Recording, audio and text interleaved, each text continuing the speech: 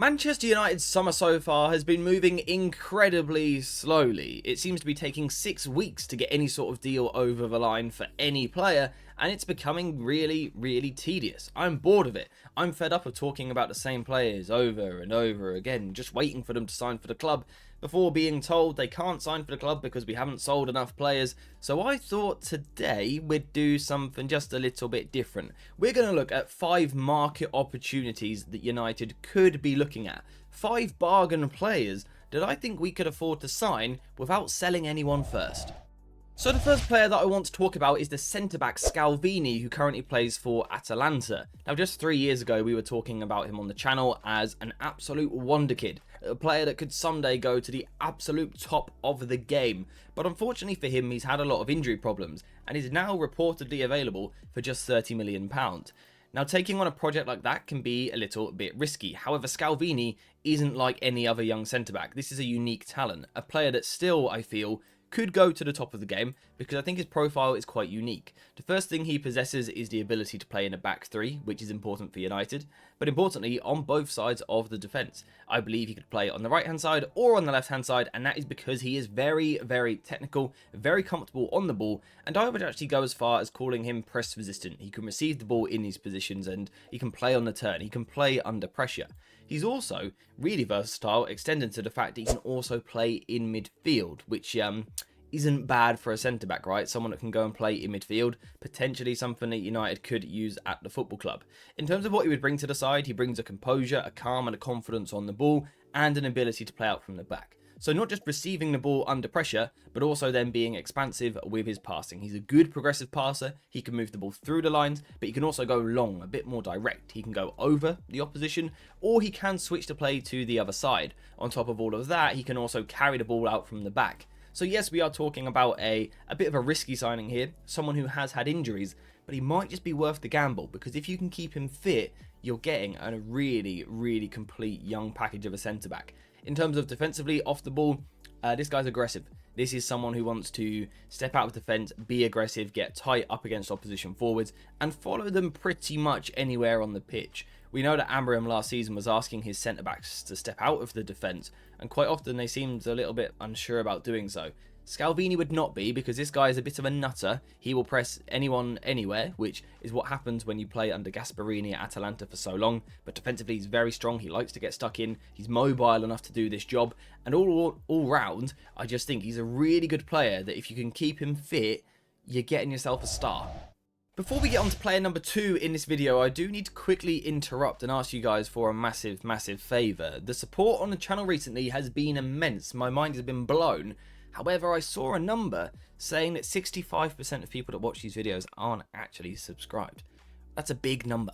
That's a big number. So if you guys could please subscribe to the channel, it would be greatly appreciated. The growth would be amazing. The support would be amazing. So could you do that, please?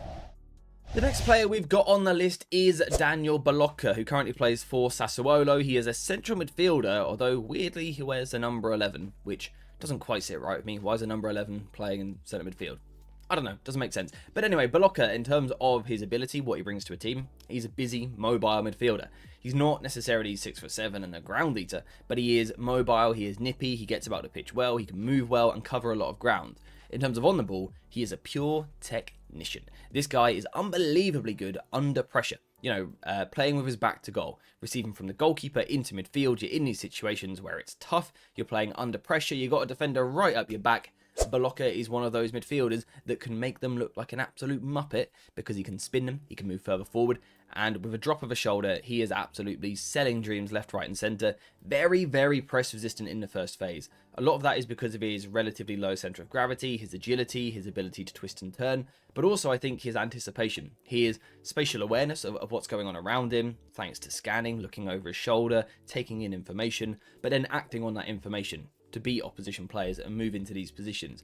In terms of on the ball as well, he's a very good passer, a very tidy passer, and potentially someone that could become a sort of a deep-lying playmaker, I think. I think it'd be relatively cheap from Sassuolo just because they don't tend to demand massive fees for their players. You know, a team like Brighton will always demand 700 million for an average player, whereas Sassuolo aren't like that. So I think Boloca would be able to, you know, you'd be able to get him for a relatively good price.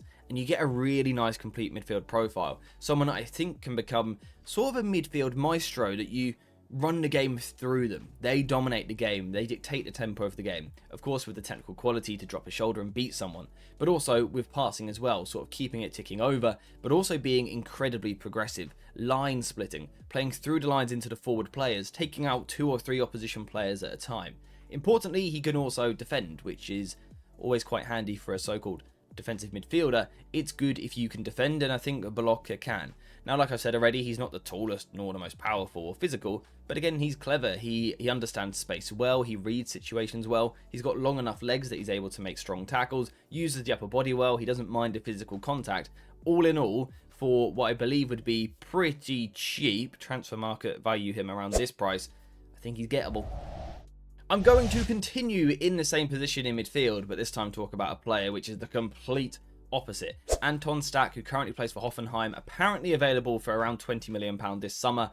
This guy is an athletic freak and someone who is incredibly versatile. He can play in midfield or even at centre-back, which makes him really interesting for United, because could he play that centre-back role where they move into midfield? Potentially. Personally, I prefer him just as an outright midfielder because the physical traits are just an absolute joke. He is massive. He's like 14 foot tall or something. He is so tall. He towers over the opposition, and that also means he's got long legs, and he absolutely munches up the ground. Any sort of counter-attack or transition from the opposition, he has the ability to just munch up the ground to catch up with them and make the tackle. His dueling numbers are very impressive, both on the ground and also in the air. He is dominant. He is a physical monster. But I also think he's good on the ball as well, which is perhaps something that doesn't get spoken about so much. When you see someone with such impressive physical traits, it's easy to get drawn to just that. And initially that is the case with Stach. The physical traits are just insane. Defensively, he would be amazing for United. He would really upgrade the midfield. But on the ball, I think he brings something to the team as well. He's not a press-resistant first-phase specialist. He's fairly average, technically. But I think something that he does have is two-footed passing, particularly longer-range two-footed passing, which we've spoken about recently. It could be really useful for United. The ability to find either wing-back with either foot quickly. It's something that Hoffenheim used as a great weapon. Stach's ability to quickly move the ball forward with a switch. That could be the left foot out here, the right foot out here, or vice versa. Stach's got a really good ability to quickly drive his team forward with the long pass. He can also drive his team forward by driving, picking the ball up and carrying it. When you've got someone who is as tall as he is, he uses his frame well and has a good first touch and protects the ball well, it's always going to be difficult to tackle him. He's not someone who carries a lot, but when he does, you don't tend to stop him because he is like a train running through midfield, which, you know, you don't really want to get in the way of him. If not, you're going to get flattened. Stach is imposing, shall we say. He's a physical beast that I personally wouldn't try and stop. So technically on the ball, good long range passing, an average passer outside of that. But physically, defensively, you're getting yourself a ball winning specialist, which could be what United need, and he's going to be fairly cheap. Now we are finally going to move into a more advanced position, and we are going to talk about Malik Fofana for the left sort of 10 position. Now Fofana is a player that we have spoken about recently this summer. We spoke about him in our sensible transfer video. He's now become a bargain option because Lyon financially seem to be in trouble, shall we say. Like, they're in a lot of trouble. Now, hopefully, they're not in so much trouble that they get relegated or anything like that. I'm a big fan of Lyon as a football club. But as a Manchester United fan, and looking at things from a United perspective, if they could do us some money, why not give them some and get Fofana in return? Because you're getting yourself a very versatile player who can play on the left-hand side. And I would say a winger.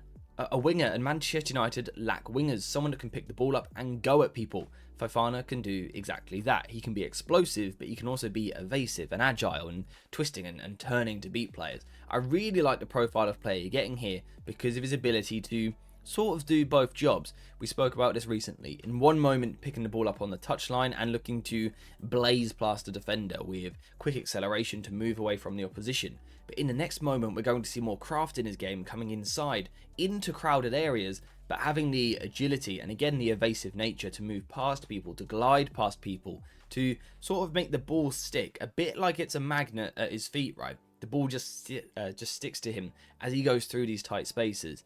In terms of once in the final third, he's pretty effective.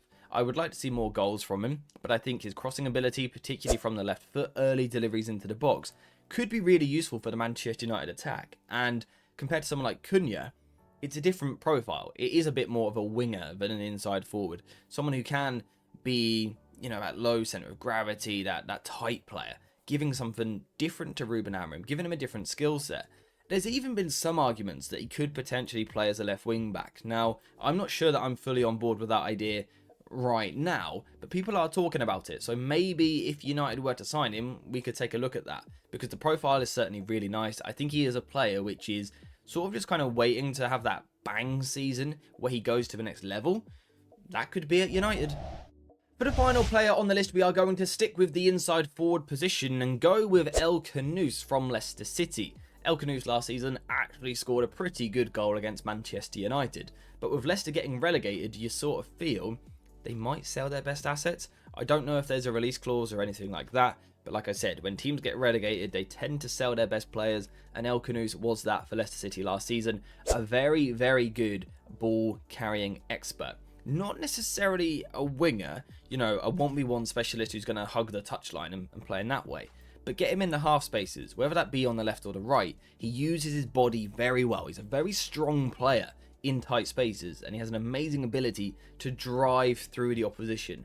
You know how prime Kevin De Bruyne was never an amazing dribbler, but get him on the drive, get him carrying the ball, and he was almost unstoppable at times. Khannouss gives me a similar vibe, with a bit more agility, a bit more twisting and turning with the way that he plays, and that makes him an amazing threat. And particularly in the Manchester United system, when you've got the wing-backs providing the width, and you need this drive in the centre of the pitch, which we know that Amorim demands, well, Khannouss is going to tick those boxes. Of course, for him to go to the next level, what he really needs to do is score more goals. He simply does not have enough goals in his career up to this point. In fact, I think he's underachieving, to be honest. But he did play for a very, very bad Leicester team last season. Get him in a better environment, a better football team, which hopefully United will be. And I think Khannouss is another player that is just waiting to take that next step. He is such a good player. His eye for a pass is phenomenal. His consistency in executing the pass, yeah, probably needs a little bit of work. But actually seeing the pass, I think is, you know, 9/10 of the job. And I think he does that very well. He's got that eye for playing forward. He wants to be progressive. He wants to get involved. He wants to roam about and get on the ball, drive with the ball. But he is then selfless with the final action, looking to slide his teammates into the final third. I think Khannouss, like I said, is a great player. He isn't yet performing at the level that I think he should be, but I think that could happen at a bigger club. So that is that. 5 market opportunities for Manchester United, 5 bargain players for United this summer, and we didn't talk about Dominic Calvert-Lewin. So I think we will see that as an absolute success.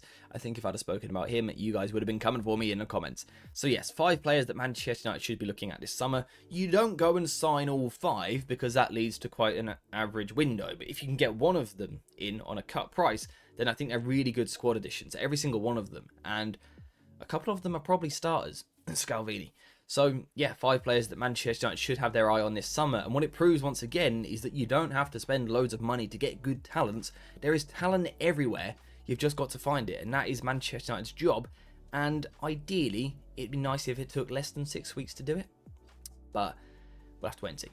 We'll have to wait and see. In terms of for today's video, there is nothing else to talk about. Those are 5 players. Let me know what you think of them in the comments down below. Whilst you're there, please like, subscribe. Remember, 65% of people aren't subscribed, which is crazy. So please do press subscribe. And yeah, thank you very much for watching. I will see you in the next one.